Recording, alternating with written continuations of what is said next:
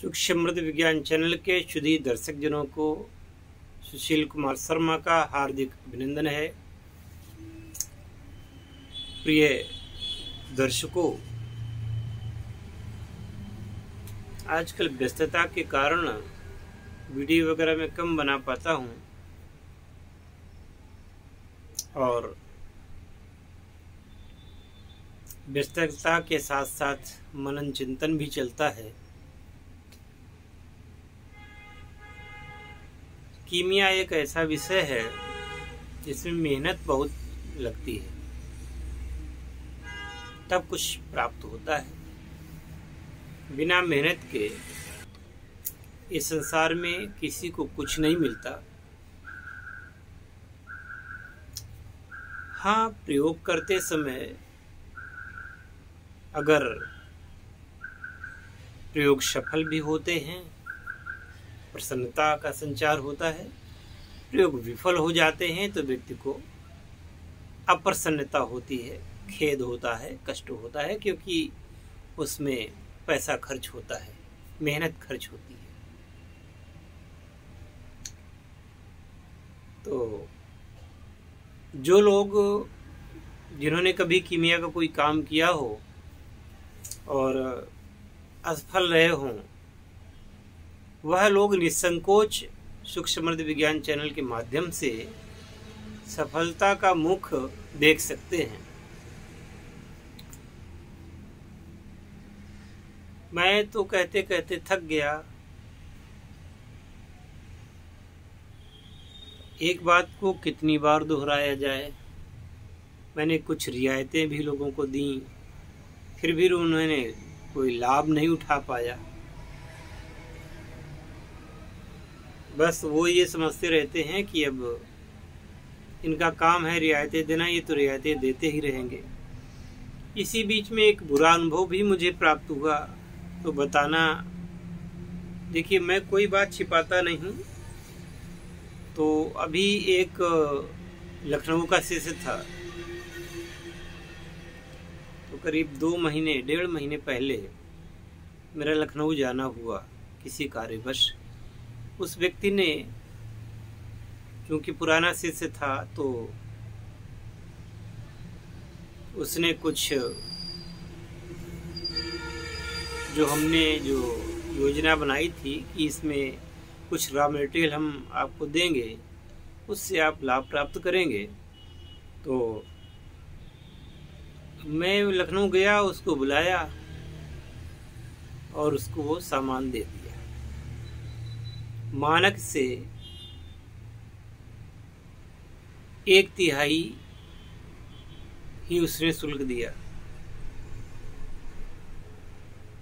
2/3 नहीं दिया। हमने सोचा चलो आगे पीछे हो जाएगा। अब वहाँ क्या हुआ, जब मैंने उसको कुछ रॉ मटेरियल दिया जा करके, तो दूसरे दिन सीधे बोलता है कि हमारे पैसे वापस कर दो। मुझे बड़ा अचंभा हुआ। जिसको इतनी अपॉर्चुनिटी दी गई हो, इतनी छूट दी गई हो, वो व्यक्ति ऐसा कह रहा है। कोई बात नहीं, धीरे धीरे बात होती रही। वह बार बार ये बात कहता रहा। तो हमने कहा कि आपको रियायत दी गई थी और इसलिए नहीं दी गई थी। तो उसने कहा कि पता नहीं रियायत क्या दी गई है, उसमें वो सामान कितने का है, बनाने में कितना खर्च लगा है, इसको हम क्या जाने। खैर, कोई बात नहीं। अब सवाल ये हुआ कि जिसको भी कोई रियायत दी जाती है वो ऐसा ही करता है। इसी प्रकार का एक और कानपुर का किस्सा है। तो आगे से रियायत देना बिल्कुल ही ठीक नहीं होगा, क्योंकि इस प्रकार के जो केस होते हैं मुझे बिल्कुल पसंद नहीं है। और यहाँ पर लखनऊ वाले व्यक्ति ने ये कहा कि हमने सोचा था कि आप हमको स्वर्ण निर्माण करके देंगे। तो हमने कहा कि स्वर्ण निर्माण के लिए तो मैंने किसी वीडियो में कहा ही नहीं, न लाइव में कहा, न वीडियो में कहा, न वैसे कहा। पर आप कह रहे हैं तो यही सही।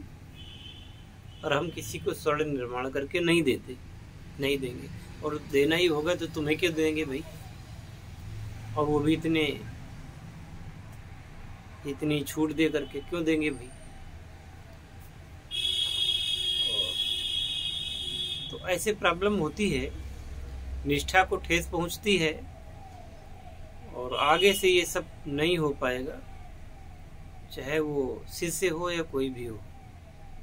क्योंकि अब इस बात का निर्धारण करना बड़ा कठिन हो गया है। कलयुग चल रहा है, कौन शिष्य है कौन नहीं है, कौन दिल से मानता है कौन नहीं मानता, कौन कैसा है।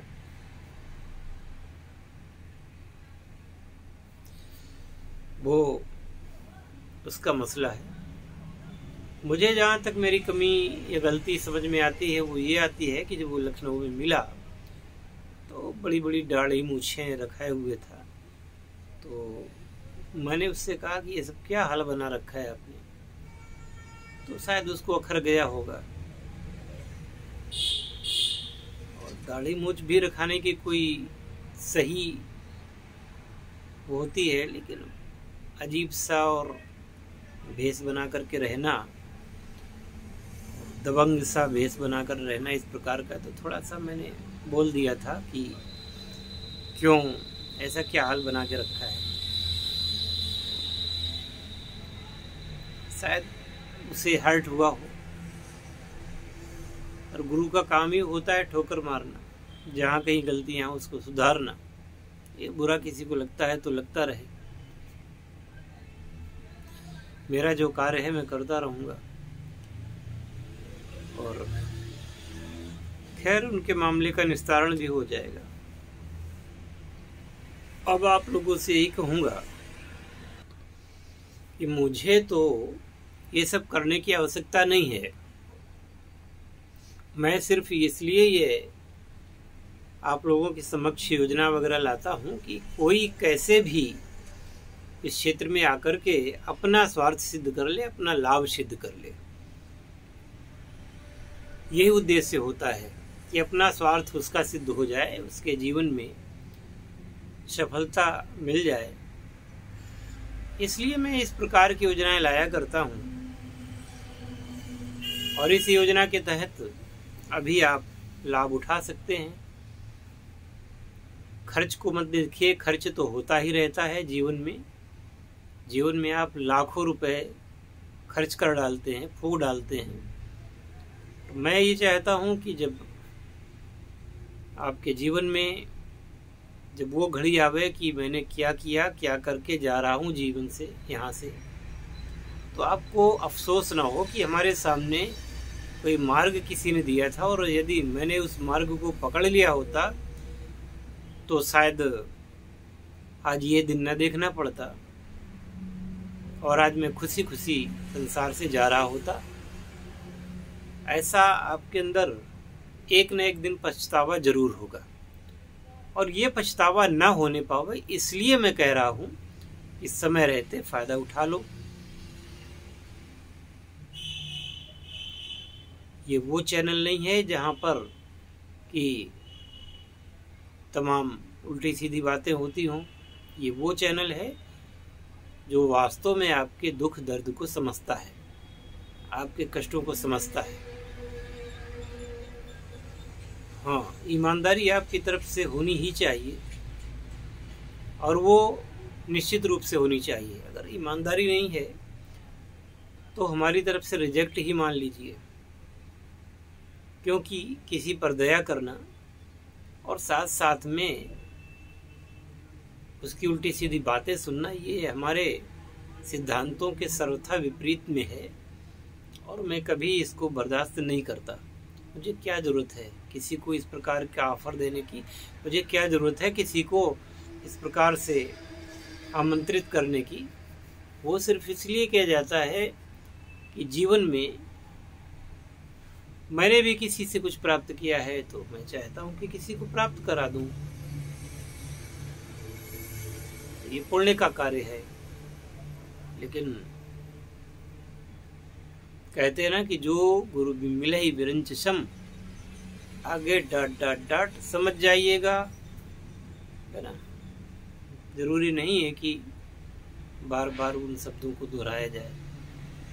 चेतना है तो चेत जाए, और नहीं चेतना है तो कोई बात नहीं। ईश्वर आपकी मदद करे।